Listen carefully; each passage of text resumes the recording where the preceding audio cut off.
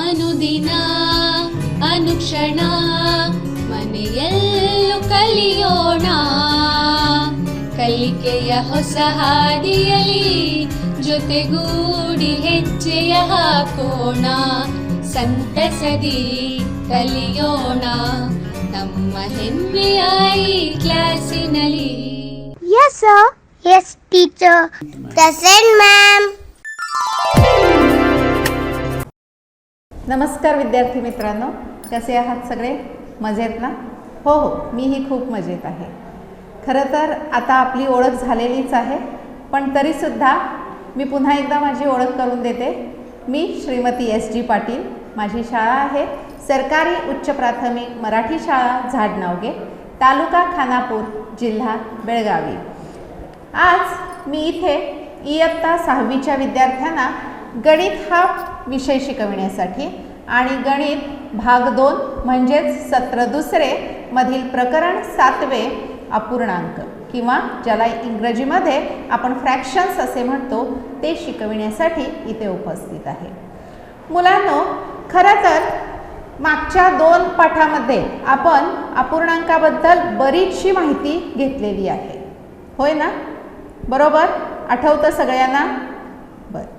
तर पूर्ण संख्या, नैसर्गिक संख्या, पूर्णांक यापेक्षा अपूर्णांक संख्या या खूप वेगळ्या आहेत.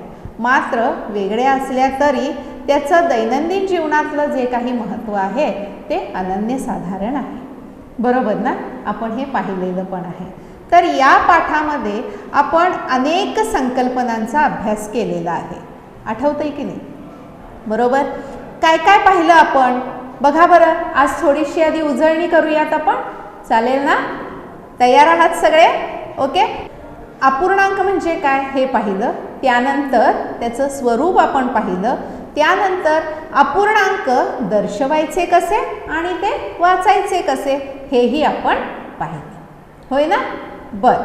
आदित्य, आपण काय पाहिलं? अपूर्णांकाचे विविध प्रकार पाहिले. त्याशिवाय अपूर्णांकाच्या एका प्रकारातून दुसऱ्या प्रकारात त्याचं रूपांतर कसं करायचं हेही आपण पाहिलं. ठीक आहे, बरोबर. तर सममूल्य अपूर्णांक म्हणजे काय हे आपण पाहिलं आणि त्यानंतर दिलेल्या अपूर्णांकाचे सममूल्य अपूर्णांक कसे काढावयाचे हेही आपण पाहिलेलं आहे. त्यावरची उदाहरणंसुद्धा आपण सोडवलेली आहेत. तर आपण संक्षिप्त अपूर्णांक पाहिले, म्हणजे दिलेल्या अपूर्णांकाला संक्षिप्त रूप कसं द्यायचं ते आपण पाहिले. ओके. हां, व्हेरी गुड. सजातीय अपूर्णांक म्हणजे काय पाहिले. त्याचबरोबर मुलांनो, आपण विजातीय अपूर्णांक म्हणजे काय त्याचा अर्थ उदाहरणासह आपण समजावून घेतलेला आहे. बरोबर. तर इतक्या सगळ्या संकल्पना आपण इथं या पाठामध्ये पाहिलेल्या आहेत, होय ना? मग आज आपण काय पाहणार आहोत तर त्याचे ठळक मुद्दे बघा मुलांनो. बघा, या पाठामध्ये सर्वप्रथम आपण पाहणार आहोत सजातीय अपूर्णांकांची बेरीज. मगाशीच मी म्हटले उजळणी करताना की आपण सजातीय अपूर्णांक आणि विजातीय अपूर्णांक याचा अर्थ आपण समजावून घेतलेला आहे, होय ना? मग आता या पाठामध्ये आपण सजातीय अपूर्णांकांची बेरीज कशी करायची ते पाहणार आहोत. त्यानंतर दुसरा मुद्दा आहे सजातीय अपूर्णांकांची वजाबाकी. नंबर 3 विजातीय अपूर्णांकांची बेरीज. नंबर 4 विजातीय अपूर्णांकांची वजाबाकी. नंबर 5 मिश्र अपूर्णांकांची बेरीज. आणि सगळ्यात शेवटी म्हणजेच नंबर 6 आहे मिश्र अपूर्णांकांची वजाबाकी. एकूणच अपूर्णांकांची बेरीज आणि वजाबाकी कशी करावी हे आपण या पाठात शिकणार आहोत. बाळांनो, तुम्हाला पूर्णांक दिले आणि त्यांची बेरीज किंवा वजाबाकी करा म्हटलं तर तुम्ही पटकन करता, हो ना? सगळेजण करता, अगदी एक्सपर्ट आहात, हो ना? नक्की हुशार आहात तुम्ही. पण अपूर्णांकांची बेरीज आपण कधी करतो का? बघा बरं, विचार करा. सकाळच्या जेवणाला त्यानं म्हणजे सकाळच्या नाश्त्याला 1 आणि अर्धी भाकरी खाल्ली होती भाजीसोबत आणि आता दुपारच्या जेवणाला अर्धी भाकरी आणि थोडासा भात खाल्ला होता. बरोबर. मग मला सांग, आत्तापासून किंवा आत्तापर्यंत तू किती भाकऱ्या खाल्ल्यास? व्हेरी गुड, 2 भाकऱ्या खाल्ल्यात. हे कसं केलं तुम्ही? काय केलं नेमकं? बेरीज केली, हो ना? पण बघा, तुमच्या लक्षात आलाय काय मुद्दा? सकाळी 1 आणि अर्धी भाकरी, किंवा ज्याला आपण दीड म्हणतो, आणि आता दुपारी अर्धी भाकरी, या दोघांची बेरीज करून तुम्ही मला उत्तर सांगितलं 2 आलं म्हणून, बरोबर? पण मुलांनो, हे तर अपूर्णांक आहेत की रे, होय ना? काय आहेत अपूर्णांक?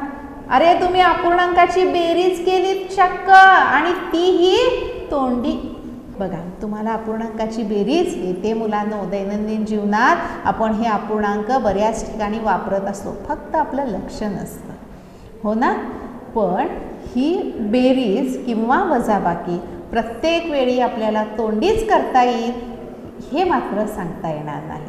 खूपदा आपल्याला तोंडी बेरीज करणं किंवा तोंडी वजाबाकी करणं जमत नाही, आणि म्हणून त्याच्या ज्या काही पद्धती आहेत त्या आपण इथं अभ्यासायला पाहिजेत, आणि त्याच पद्धतींचा इथं आज आपण अभ्यास करणार आहोत. सर्वप्रथम पहिल्यांदा आपण पाहणार आहोत सजातीय अपूर्णांकाची बेरीज. दिसतंय ना? सजातीय अपूर्णांकाची बेरीज. आता थोडंसं मागे जाऊया पुन्हा एकदा. सजातीय अपूर्णांक म्हणजे काय? की ज्या अपूर्णांकाचे छेद समान असतात त्यांना आपण सजातीय अपूर्णांक असं म्हणतो, हो ना? मग ते जर आपल्याला सजातीय अपूर्णांक दिले तर आपण त्यांची बेरीज कशी करणार? बघा बरं, एक उदाहरणासह आपण घेऊया. इथं उदाहरण दिलंय मुलांनो, 1 पंचमांश अधिक 2 पंचमांश. बरोबर? अपूर्णांक बघितल्याबरोबर कळलं तुम्हाला की हे दोन्हीही सजातीय आहेत, कारण यांचे छेद समान आहेत आणि ते 5 हे आहेत. ओके, समजलं? मग यांची बेरीज कशी करायची बघा. तर यांची बेरीज करण्याच्या काही पायऱ्या आहेत, त्या पायऱ्या आपण लक्षात ठेवूया. म्हणजे या पद्धतीची कोणतीही गणितं दिली आपल्याला तर ती आपल्याला सोडवणं सोपं जाईल. बघा, पायरी नंबर 1, अंशांची बेरीज करा. काही बघू नका, फक्त पायरी नंबर 1 तेवढीच लक्षात ठेवा, अंशांची बेरीज करा. म्हणजे या अपूर्णांकामध्ये जे काही अंश आहेत फक्त ते अंश तुम्ही घ्यायचे आहेत आणि त्या अंशांची बेरीज करायची आहे. पहिली पायरी झाली, बरोबर? आता दुसरी पायरी बघूया. पायरी नंबर 2, समाईक छेद काढा. समाईकच आहे, समानच आहे, तो फक्त एकदा आपल्याला लिहायचा आहे. कळली दुसरी पायरी? आता तिसरी पायरी काय बघा. पायरी 1 चे उत्तर अंशस्थानी लिहा, आडवी रेष मारा, आणि पायरी 2 चे उत्तर छेदस्थानी लिहा. संपलं, इतकंच करायचं आहे ना? सोपं. करूयात मग.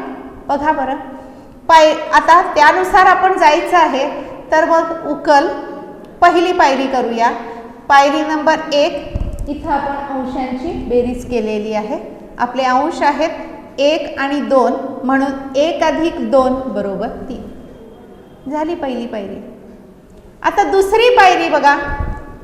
पायरी नंबर 2, समाईक छेद काढायचा आहे. आपला इथं छेद आहे 5, तो आपण बरोबर चिन्ह लिहून लिहिला, बरोबर?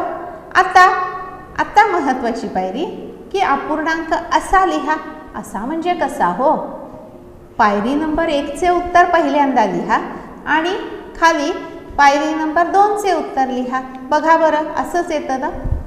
उत्तर आहे 3 पंचमांश. समजलं? अशा पद्धतीनं फक्त 3 पायऱ्यांमध्ये आपल्याला सजातीय अपूर्णांकाची बेरीज करता येते. समजलं सगळ्यांना? कुणाला काही शंका मुलांनो असेल? पुढे जाऊयात आपण. आपला पुढचा भाग आहे बघा, सजातीय अपूर्णांकाची वजाबाकी. आता जर दिलेले अपूर्णांक सजातीय असतील तर त्यांची वजाबाकी कशी करायची बघा. आता एक उदाहरण त्याने दिलेलं आहे. 1 वजा 2 तृतीयांश. हे उदाहरण दिलंय, इथं आपल्याला वजाबाकी करायची आहे. पूर्णांकाची वजाबाकी म्हटलात, होय की नाही? आणि मग इथं एक तर पूर्णांक आहे की, बरोबर? अगदी बरोबर मुलांनो. पण मागच्या एका उदाहरणात मी सांगितलं होतं, काय सांगितलं होतं? या पद्धतीचं एक उदाहरण सुद्धा मी वापरलं होतं, बरोबर? जर ती संख्या 1 असेल, ठीक आहे, ठेवा तशीच. पुढचा अपूर्णांक बघा, पुढचा अपूर्णांक आहे 2/3. या अपूर्णांकाच्या मुलांनो छेदाकडे लक्ष द्या. या अपूर्णांकाचा छेद किती आहे? 3. मग अंशस्थानी सुद्धा जर आपण तीच संख्या ठेवली, म्हणजे 3/3 ठेवलं, तर त्याचं उत्तर मुलांनो 1 येतंय की नाही? येतंय की नाही? होय ना? मग तिथं 1च्या ठिकाणी आपण तसं करूया. बघा इथे 1 बरोबर 3/3. मग त्या 1च्या ठिकाणी ही किंमत घालायची आणि गणित सोडवायचं. आता नाही ना काही शंका? ओके, पुढे जाऊया. मग आता बघा उकल म्हणूया. पायऱ्या त्याच वापरायच्या आहेत, त्याच पद्धतीनं, ज्या पद्धतीनं आपण सजातीय अपूर्णांकाची बेरीज केली, त्याच पद्धतीनं सजातीय अपूर्णांकाची वजाबाकी सुद्धा आपल्याला करायची आहे. आणि इथं 1च्या ठिकाणी 3/3 वजा 2/3 असं ठेवल्यानंतर पायरी नंबर 1 बघा, अंशांची वजाबाकी. तिथं आपण अंशांची बेरीज केली होती, आता इथं आपल्याला अंशांची वजाबाकी करायची आहे, इतकाच फरक. मग 3 वजा 2 बरोबर 1 हे उत्तर आलं, बरोबर? आता दुसरी पायरी बघा, समाईक छेद काढा. इथं समाईक छेद 3 आहे, तो मी काढलेला आहे. आता पायरी नंबर 3, फक्त ही उत्तरं आपल्याला मांडायची आहेत आणि त्यानुसार जर मांडणी केली तर आपलं उत्तर आलं आहे 1/3. बरोबर? तर ही झाली सजातीय अपूर्णांकांची वजाबाकी. विजातीय अपूर्णांकांची बेरीज. आता आपण काय बघणार आहोत? विजातीय अपूर्णांकांची बेरीज. तर उदाहरण आहे 2/5 अधिक 1/3. हे उदाहरण आहे. उदाहरण बघितल्याबरोबर समजलं तुम्हाला की हे काय आहेत? विजातीय अपूर्णांक आहेत, बरोबर? पण मुलांनो नियम आपला आहे की जर आपल्याला अपूर्णांकाची बेरीज किंवा वजाबाकी करायची असेल तर तो छेद काय पाहिजेत? समान पाहिजे. दोन्ही अपूर्णांकाचे छेद समान करायचे असतील तर आपण काय केलं पाहिजे? लसावी काढला पाहिजे. लसावी म्हणजे लघुत्तम साधारण विभाजक, बरोबर? पहिल्या सत्रात आपण लसावी कसा काढायचा ते आपण शिकलो आहोत. येतंय ना सगळ्यांना लसावी काढायला, बरोबर? तर मग चला बघूया आपल्याला लसावी कोणत्या संख्यांचा काढायला पाहिजे? 5 आणि 3चा लसावी काढायचा आहे. आणि 5 आणि 3चा लसावी येतोय 5×3 15 हा लसावी येतोय, बरोबर? 15 हा लसावी आलेला आहे. मग तो आपण इथं मांडायचा आहे. बघा कसं, आता 15 हा आपला लसावी आलेला आहे मुलांनो. मात्र इथं आपल्याला हेही बघायला पाहिजे की 5ला कोणत्या संख्येने गुणलं तर 15 येते, बरोबर? मग 5ला 3ने गुणले तर उत्तर काय येते? 15 येते. मग फक्त आपण छेदाला 3ने गुणू शकतो का? नाही. सममूल्य अपूर्णांक काढताना मी शिकवलंय की ज्या संख्येने तुम्ही छेदाला गुणता त्याच संख्येने अंशाला सुद्धा गुणलं पाहिजेत. आणि म्हणून इथं जर तुम्ही 5ला 3ने गुणलं तर इथं तुम्ही अंशाला म्हणजे 2ला सुद्धा 3ने गुणले पाहिजे, बरोबर? आता पुढे जाऊयात. पुढचा अपूर्णांक आहे 1/3. त्याचा छेद सुद्धा मला 15 करायचा आहे, कारण लसावी तिथं 15 आलेला आहे, बरोबर? मग 3ला कोणत्या संख्येने गुणलं म्हणजे उत्तर 15 येतंय बघा. कोणत्या संख्येने? 5ने. Very good. मग आता इथं आपण काय करूया? 5ने गुणूयात आणि त्यानुसार अंशाला पण 5ने गुणूयात. मग आपलं काय आलं अपूर्णांक? 1 × 5 / 3 × 5, बरोबर? मग हा जेव्हा आपण गुणाकार करू तेव्हा आपलं उत्तर येणार आहे 6/15 अधिक 5/15. मग इथं आपण पाहिलं तर आपल्याला कळतंय की आता छेद जे आहेत ते दोन्ही अपूर्णांकाचे समान आहेत आणि समान असल्यामुळे तो छेद एकदाच लिहायचा. मग त्या 3 पायऱ्या पुन्हा आठवायच्या की अंशांची बेरीज करा, समाईक छेद लिहा आणि मग आलेलं जे उत्तर आहे पायरी 1चं ते अंशस्थानी लिहा आणि जे उत्तर पायरी 2चं आहे ते छेदस्थानी लिहा. बरोबर. पुढची प्रोसिजर सगळ्याला सेमच येणार, फक्त इथं लसावी काढायला लागला कारण विजातीय अपूर्णांक असल्यामुळे. समजलं? तर बघा यांची बेरीज 11/15 इतकी येते. तर अशा रीतीनं आपण विजातीय अपूर्णांकाची बेरीज करतो. जाऊयात पुढे. नक्की समजलं? थोडंसं 1-2 पायऱ्या इथं वाढलेल्या आहेत, कठीण नाही आहेत. बरोबर, कारण तुम्ही लसावी काढायला शिकलेला आहात त्यामुळे कठीण काहीही नाही, फक्त त्या पायऱ्या आपण लक्षात ठेवायच्या आहेत आणि त्यानुसार उदाहरण सोडवलं की काहीही चुकत नाही. ठीक आहे, पुढे जाऊया. मग आता पुढचा मुद्दा आहे विजातीय अपूर्णांकाची वजाबाकी. ठीक आहे, मग आता विजातीय अपूर्णांकाची वजाबाकी कशी करतात हे एका उदाहरणासह आपण समजावून घेऊया. उदाहरण आहे 3/5 वजा 7/20. दिसतंय ना स्क्रीनवर तुम्हाला? हो ना? ठीक आहे. तर हे उदाहरण आहे मुलांनो. तर बघा हे उदाहरण कसं सोडवायचं. आता इथं विजातीय अपूर्णांक आहेत, छेद असमान आहेत, छेद समान करून घेतले पाहिजेत, त्यासाठी आपण लसावी काढला पाहिजे. बरोबर. मग 5 आणि 20 चा लसावी येतो 20. बरोबर. त्यानंतर आपण लसावी हा लिहायचा आहे. मग पहिल्यांदा पहिला अपूर्णांक बघा 3/5 आहे, ज्याचा छेद आहे 5. 5ला कोणत्या संख्येने गुणलं की उत्तर 20 येणार आहे? अगदी बरोबर, 4नी गुणलं पाहिजे. तर आपण इथं 4नी गुणूया. 3ला पण का गुणलं? कारण नुसतं छेदाला गुणता येत नाही, म्हणून 3 गुणिले 4 भागिले 5 गुणिले 4 हे केलं. आता पुढचा अपूर्णांक आहे 7/20. बरोबर. पण इथं छेद ऑलरेडी 20च असल्यामुळे तिथं काहीही गुणाकार वगैरे करायची गरज नाही, म्हणून आपण तो आहे तसा इथं लिहिणार आहोत. या पहिल्या अपूर्णांकाचा जर आपण गुणाकार केला तर उत्तर येतंय 3 × 12 आणि लसावी आहे 20 म्हणजे 5 × 20 ते आलेलं आहे वजा 7/20. इथं एक पायरी स्किप केलेली आहे आणि डायरेक्ट मी लिहिलेलं आहे 12 वजा 7 भागिले 20, कारण आता तुम्हाला त्या कशा पायऱ्या घ्यायच्या ते समजलेलं आहे. बरोबर. मग अंशांची जर मी वजाबाकी केली 12 वजा 7 केलं तर उत्तर काय येतंय बघा 5/20 हे आपलं उत्तर इथं आलेलं आहे. समजलं? हे खरं तर उत्तर. मात्र थोडंसं निरीक्षण केलं तर आपल्याला असं आढळतंय की अरे आपण याला संक्षिप्त रूप देऊ शकतो ना? मग सांगा बरं कसं? तर 5 आणि 20 एकाच पाढ्यात आहेत, त्यामुळे त्याला संक्षिप्त रूप दिल्यानंतर 5 × 5 5 × 20 आणि म्हणून आपलं उत्तर येणार आहे 1/4.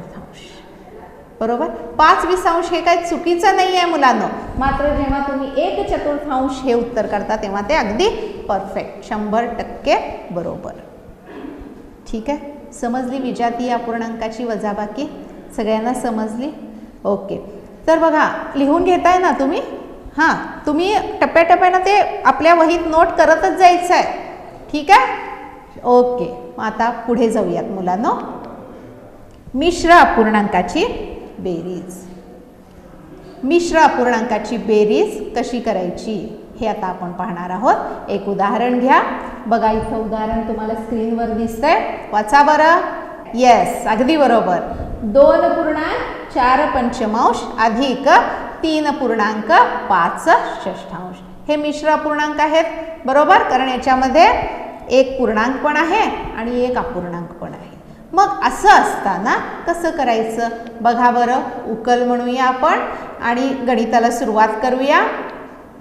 तर यामध्ये 2.4 अधिक 3.5 मध्ये पहिल्यांदा पूर्णांक कोणकोणते आहेत ते बाजूला घ्यायचे आहेत. पहिल्यामध्ये पूर्णांक आहे 2 आणि दुसऱ्यामध्ये पूर्णांक आहे 3. बरोबर. या पूर्णांकाची आधी बेरीज करून घेऊयात मुलांनो. ती बेरीज येते 5. 2 आणि 3 5. बरोबर. आता उरलेले अपूर्णांक जसे आहेत तसेच लिहून टाकूया. ओके. आत्ता अपूर्णांकाची बेरीज करायची आहे. जे अपूर्णांक आहेत 4/5 अधिक 5/6 अर्थातच विजातीय अपूर्णांक आहेत. पुन्हा त्याचा लसावी काढायचा आहे आणि इथं 5 आणि 6चा लसावी आलेला आहे 30. बरोबर. समजलं सगळ्यांना. तो लसावी आता मांडायचा आहे आपल्याला. बघा पुन्हा एकदा मग लसावी म्हणजे उत्तर 30 येण्यासाठी 5ला आपण इथं 6 गुणलं आणि इथं 6ला कितीनं गुणावं लागेल मग आपल्याला 5नी गुणावं लागणार आहे. बरोबर. आणि जेव्हा हा आपण गुणाकार करू तेव्हा गुणाकार काय येणार आहे बघा. पहिल्या अपूर्णांकाचा गुणाकार 4 संग 24 5 सख 30 24 30 अधिक 5 25 आणि 6 30 25 30. हे अपूर्णांक इथं आलेले आहेत.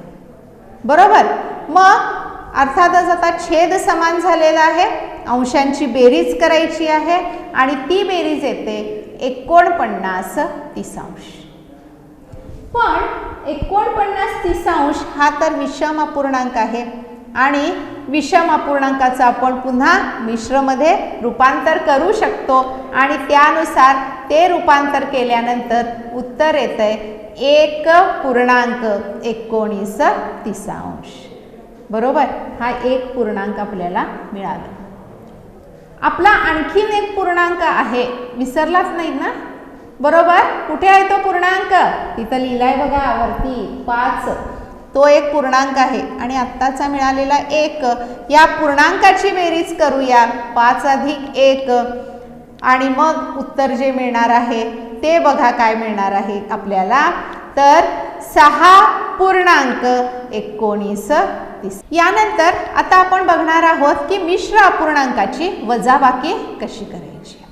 इथं मिश्र अपूर्णांक दिलेला आहे 4.2 वजा 2.1 पुन्हा एकदा वजाबाकी करताना सुद्धा पायऱ्या सेम आहेत. पण पहिल्यांदा आपण इथल्या पूर्णांकाची वजाबाकी करून घ्यायची. बघा उकल. त्यानंतर 4 वजा 2 केलंय म्हणजे पूर्णांकाची वजाबाकी केलंय आणि अपूर्णांक आहेत तसे ठेवलेले आहेत. 2.5 वजा 1.5. बरोबर. मग 4 वजा 2 उत्तर आलं 2 अधिक 1.5 आणि त्यानंतर यालाच आपण कसं म्हणू शकतो 2.1 वजाबाकी केली. बरोबर. त्यानंतर आपण पाहिलं की अपूर्णांक जे आहेत ते काय आहेत. कसले आहेत. सजातीय अपूर्णांक आहेत आणि म्हणून सजातीय अपूर्णांक असल्यामुळे छेद आपण ठेवला आहे तसा आणि डायरेक्ट काय केलं अंशांची वजाबाकी केलेली आहे. का. कारण इथं लसावी काढायचा नव्हता म्हणून. आणि अशा रीतीनं उत्तर आलं आहे 2.1 बरोबर. तर अशा पद्धतीनं आपण मिश्र अपूर्णांकाची वजाबाकी करू शकतो. ठीक आहे मुलांनो. समजलं.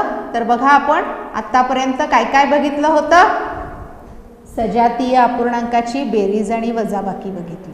त्यानंतर विजातीय अपूर्णांकाची बेरीज आणि वजाबाकी बघितली. त्यानंतर मिश्र अपूर्णांकाची बेरीज आणि वजाबाकी सुद्धा कशी करायची हे आपण पाहिलं आहे. समजलं सगळ्यांना. ठीक आहे. तर मग गृहपाठ लिहून घ्या मुलांनो. पहिलं गणित सोडवा.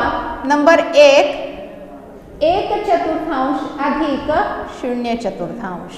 इथं काय करायचं आहे, अपूर्णांकाची बेरीज करायचं आहे. त्यानंतर दुसरं आहे 3 वजा 12 पंचमांश, इथं यांची वजाबाकी करायची आहे. त्यानंतर तिसरं गणित 5 सप्तमांश अधिक 1 तृतीयांश, बरोबर. आणि सगळ्यात शेवटी चौथं गणित आहे 4 तृतीयांश वजा 1 द्वितीयांश. लिहून घेतलीत गणितं. बघा, गणितामध्ये कुणाला काही शंका, आत्ता मी जे या पाठाला शिकवलंय त्याला अनुसरूनच सगळी उदाहरणं आहेत ना, काही वेगळं आहे का, नाही ना, येतील ना सगळ्यांना उदाहरणं ती सोडवता. ओके, तर मग उद्या येताना ही सगळी उदाहरणं तुम्ही तुमच्या वहीमध्ये सोडवून आणायची आहेत आणि तुमच्या विषय शिक्षकांकडून ती तपासून सुद्धा घ्यायची आहेत. ठीक आहे, तर मुलांनो पुन्हा भेटूया पुढच्या तासाला. तोपर्यंत धन्यवाद. ಅನುದಿನ ಅನುಕ್ಷಣ ಮನೆಯಲ್ಲೂ ಕಲಿಯೋಣ, ಕಲಿಕೆಯ ಹೊಸ ಹಾದಿಯಲ್ಲಿ ಜೊತೆಗೂ